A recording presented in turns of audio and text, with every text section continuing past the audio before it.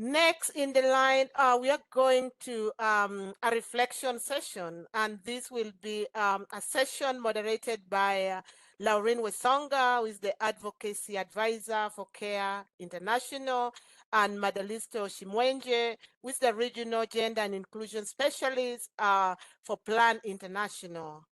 Laureen and Madalisto, over to you. Thanks. Thank you very much, Christine, and welcome back again, everyone, for this session. And I am aware that this is a session that sort of makes us, we get to sit and think about what we have discussed since morning. In this session, we have, from the sessions where we had the keynote speakers talk to us and giving us expectations of what they would like this discussion to look like, where to steer it, and then we went and started getting into the real stuff, service delivery, data. We've heard about from the research, from experiences. And so as we come into this session, it is to take a look at all the sessions from the beginning, but also hearing the reflections of some of our very, very good panelists who are going to sit and, based on what they do and what they've had, to give us a sense of what they are, just to give us a sense of the reflection of how far we've come and what the discussions look like. So in this panel today, I am co-hosting this with Madalitso, who will speak, co-facilitating with Madalitso, who will speak later. But in this panel today, we have Anna Tazita, who is the Executive Director, Women for Change, South Sudan. We have Brenda Akot, who is a Program Manager, Women and Rural Development Network. And we have Dr. Susan Wandera, who is a lecturer for Daystar University Education Department. And in this session, we are getting perspectives from local actor and women-led organizations. As we had earlier in the morning, these are crucial voices that need to be part of this conversation. And so as we think about the reflection, we also sit and think about them in this frame as they listen to what we've said and as they tell us about their experiences, as they give us a reflection for the session. I'm going to start in the order that I just read out the names, and I will start with Anna. Anna, could you just give us a sense very briefly, 5 to 10 minutes, of your reflections on the sessions that we have had so far? Over to you.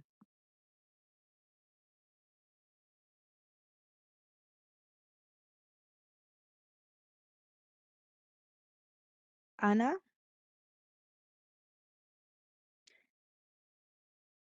If Anna is still preparing herself, may I just move then to the next panelist, Brenda?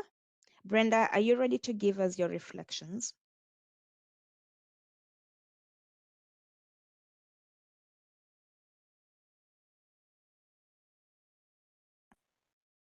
Brenda Akot, can you hear me?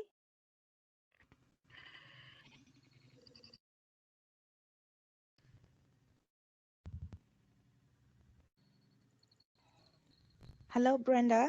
Can you hear me? Lauren, can you hear Hello, me? Brenda. Your connection. Yes, now we can hear you.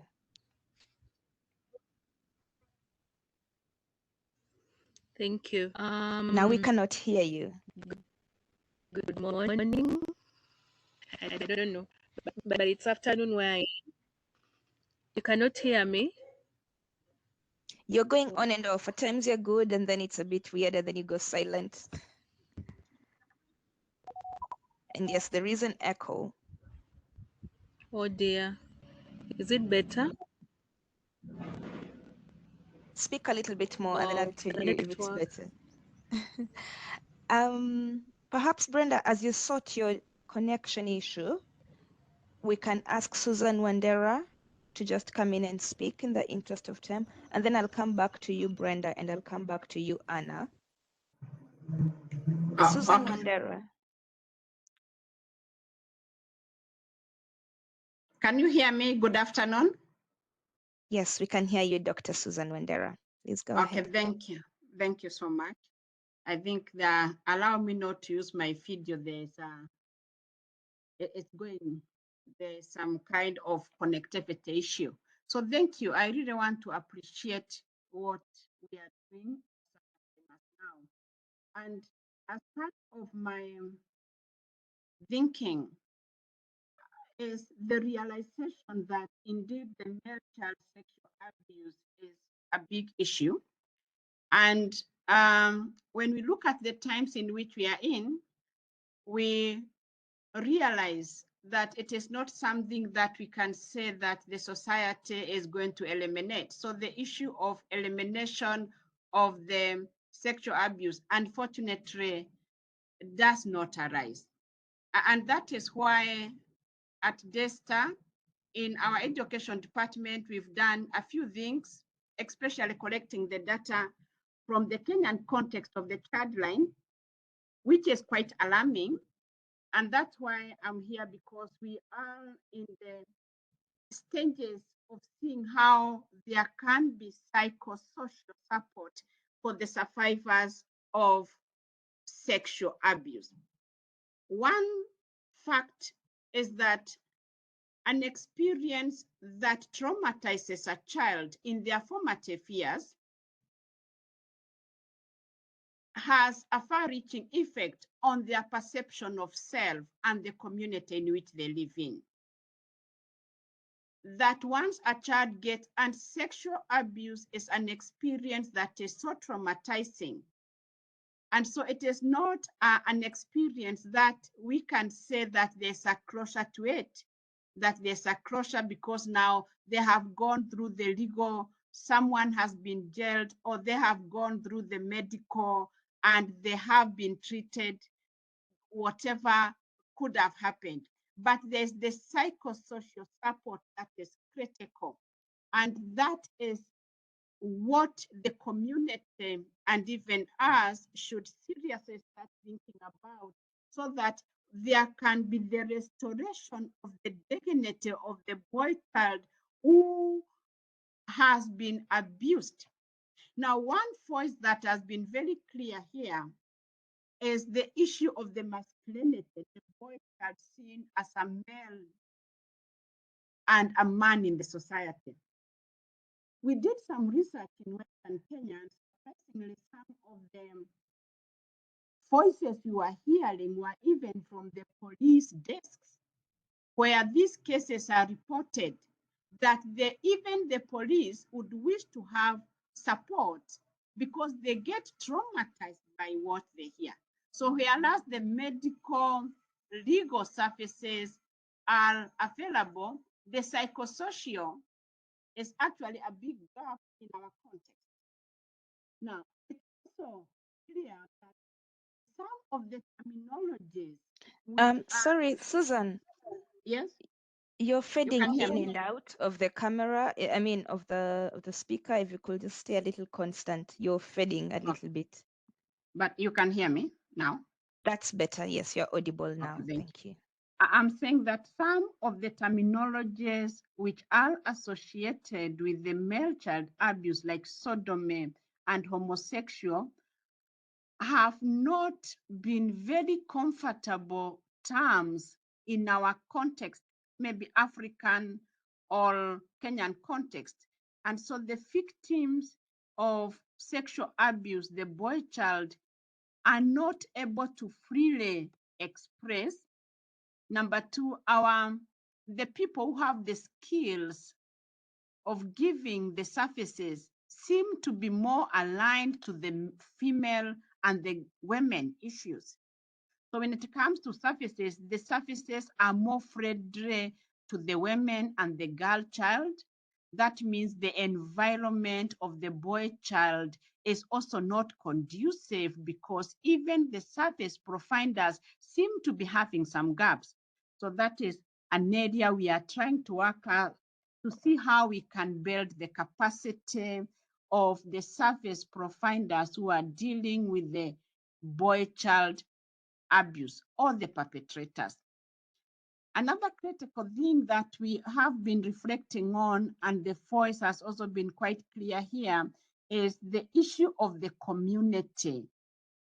And when we talk about the community, because I am in the in education, we have been thinking of how we can target schools, because most of our young people, they have either formal or the non-formal education aspect. There's a way in which most of the children, once they're above the age of 5 years, are connected to an education institution. So we are trying to see how we can identify and how we can upgrade the skills so that, one, the disclosure, if it doesn't come out in a home setup, the disclosure can come out in a school setup, and then we empower the schools or the few teachers so that they can also be the first step of offering the psychosocial services to the survivors. Yeah, okay, thank you. Maybe I can stop there. Meanwhile, for any question, or I can continue for the interest of time. Thank you. Thank you, Susan. We can pause there for now to allow. Can we, all of us who have unmuted, please mute ourselves. Thank you, Dr. Susan Wandera, for the observations you've given us, going beyond justice and support for victims, and beyond justice, beyond medical and legal services. What else? And around the issues of language and stigma. I would like to take the opportunity to give our other panelists to also share their reflections. But before I do that, let me just inform all the participants that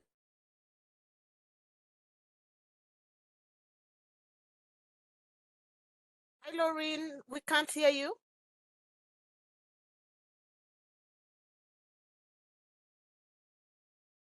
Hi. Laureen, we can't hear you. Madalisto, could you take on, as we are unable to hear Laureen, if you're on? Thank you so much, Christine. I hope you can hear me. We have briefly lost Rorin there. Hopefully she'll be back. So just to pick up, thank you, Dr. Wandera, for the brief, outlook in terms of how we have captured the aspects around good practices in addressing gender-based violence, but also connecting from the importance of, cross-sectional, intersectional approaches, communities, education, systems, psychosocial support. So now if we can go to our other speaker, Anna, I don't know if you're ready now, we can go to you and hear from you briefly also from your perspectives, and then we'll go to Brenda finally. Anna, over to you.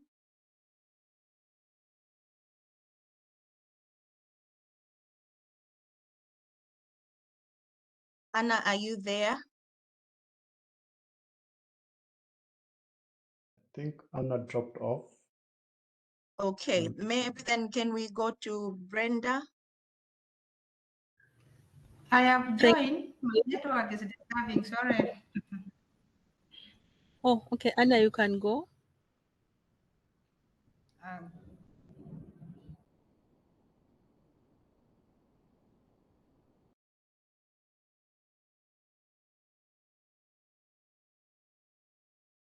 Anna Tazita, are you able to make your reflections now?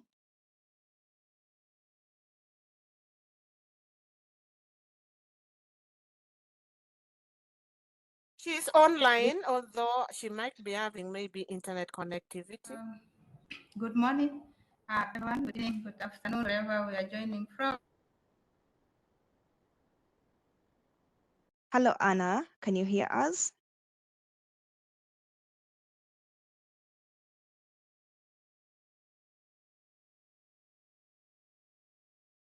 I'm sorry, Anna. We are not able to hear you at the moment, even though you're online. Brenda Akot, you are muted. Can you hear us? Yes, I can hear you. I don't know if you can hear me. That is much, much better. Yes, we can hear you. Perhaps, Brenda, you can go ahead and give your reflections in the next 6-7 minutes. And meanwhile, we can see if Anna's connection improves and we can have her contributions as well. Brenda, please go ahead. Thank you. Good afternoon, good evening, good morning, ladies and gentlemen. My name is Brenda Akot. I work for a women's rights organization called Women and Rural Development Network in northern Uganda, and we're excited to be part of this symposium. Um, First of all, I would love to appreciate the fact that women's rights organizations were invited to a symposium that is looking at protecting the male child, the adolescents, the male ones on SGBV. I think that speaks a clear message that we are one. And it basically means that as much as people think women's rights organizations may not really cater for the needs of boys and men, it's a myth. So thank you for inviting us to this table. It shows how much we agree that women's rights organizations as well can support and are doing something to reduce violence against boys and men. So, to my reflections, I have listened to all the speakers. I've seen some questions in the chat, and I think some of the key points that we can talk about right now could be there is a very big need to support boys because many boys come out and they do not access justice. So someone, I think a speaker from Tanzania, called it the fear of the unknown. Imagine coming out against all these norms, against the customs, against someone not believing you, and still you're not helped. So we have a lot to do, especially for the boys who have broken the silence. How do we support them? Do we victimize them more? Do we create spaces for them to heal, to access justice, to access services, as much as we do for girls and other survivors? And then also it's important to realize that we need to meaningfully engage the boys. Um, I'm going to reflect on the community advisory board, or the youth advisory board, because as much as we are looking at how to support the boys, it's important to listen to their voices. What do they have to say about the services? Are the services that they currently receive efficient, or there are some things that we need to improve on?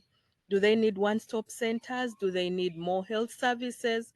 Where where is the gap in service delivery? Where are the gaps in the community? So that even as we engage the community in community dialogues, we engage cultural leaders to change norms, we know what message to communicate. We know a message that benefits the boys. There was a comment in the chat about the demeaning language that is used for boy survivors. I do not want to imagine my son going through such language. Imagine the pain someone has gone through. So we realize that some of these barriers are imposed by community. I think community need to be sensitized on the kind of language they use. That could also be a key reflection for today. And then we also have a bias, even among service providers on providing services to boys. We think boys are supposed to be strong, they don't get hurt, but also it's important for us to think of a multi-layered approach. Can we have an approach that allows us to collect data? Because we from the presentations, we realize that there is no data to support violence against men and boys. So how do we get this data? How do we support the survivors? How do we address the challenges? So we need a multi-layered approach, an approach that can help us to capture the best practices, an approach that can help us to have have issues documented for advocacy, because I believe one of the challenges is also funding, you know, because we do not have this data. I don't think it's only a Uganda problem. It could be a problem that goes beyond my country, but I've seen it here. Then also I think we need to acknowledge the fact that boys are unique. Adolescent boys are also unique, also men are unique. So we need to have approaches and techniques that capture the unique stages that the boy child or the adolescent boy or the older male, the challenges that they're experiencing at the different points. And then maybe finally, we need to acknowledge that we do not need to leave anyone behind in this fight on ending violence in the world. So thank you so much for giving me this opportunity to participate and offer reflections. Thank you. Thank you very much, Brenda, for those great observations from advisory board I am from buyers, from community, but also getting feedback from survivors. And I like what you talk about having the multi-layered approach and leaving no one behind. In the spirit of leaving no one behind, Anna Tazita, are you able to speak to us now?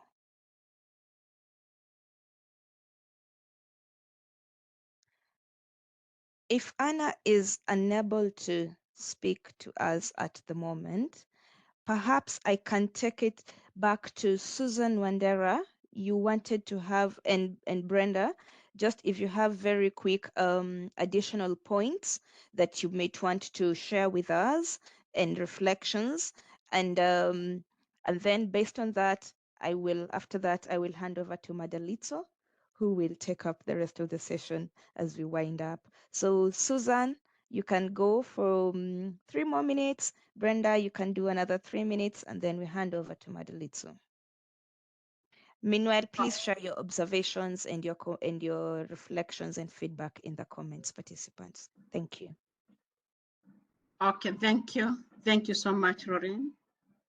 Yeah, what's in my mind is that it's very important that we think of how we can create some safe spaces where we ensure the physical, the psychological, and the emotional support of the boy child who is a victim of sexual abuse. And I think this is coming out quite clearly.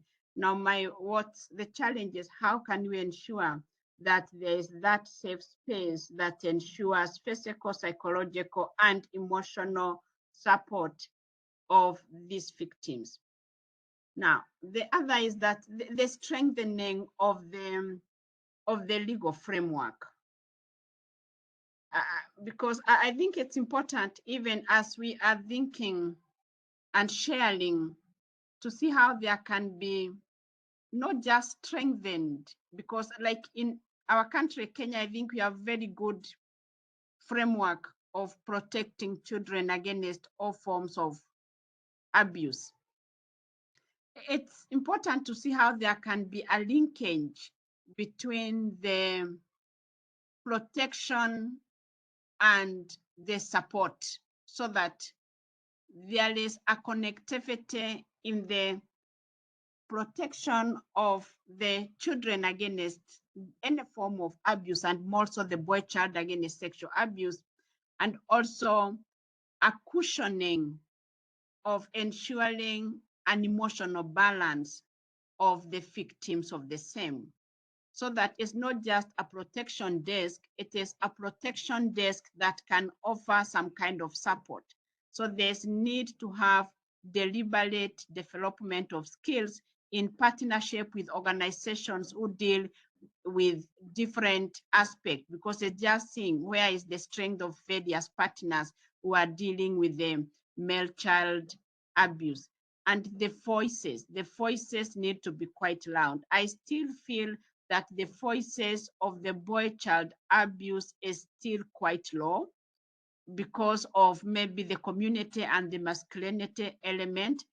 And yet, when you look at research, is that 1 out of 3 boys actually is abused, just like there we have 1 out of 5. For the boy child is for the girl child is a bit higher, but still 1 out of 3 is such a big percentage to really be silent about. Thank you so much. Thank you very much, Dr. Wandera. Brenda, any last comments before I hand it over to Madalitso? Thank you so much. Um, Dr. Susan has spoken about advocacy. I want to start from funding. There is need for us to advocate for more funding to support SGB programming in general, especially directly to the boys. I think I heard from one of the presenters that there is no specific funding, but if we have donors who are willing to do that, that would be really important. We also need to reach out to boys in spaces of their comfort. For example, we know most boys are engaged in sports, they're in school clubs, they're doing other things out there. In Uganda, we have border riders. So if we could reach out to men in those spaces and speak to them, but also still thinking about the multi-sectoral approach or the multi-layered approach, we need to bring in the cultural leaders because they are the custodians of the gender norms. People look up to them to get a final decision. Can we accept this? Can this come in our clan bylaws?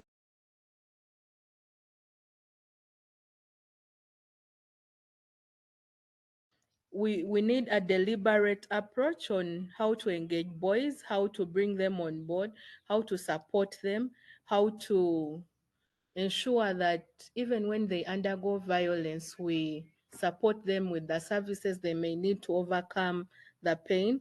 We also need to ensure that they do not face violence. No one wants to face violence. Also, I would like to appreciate the perspective of the refugee communities.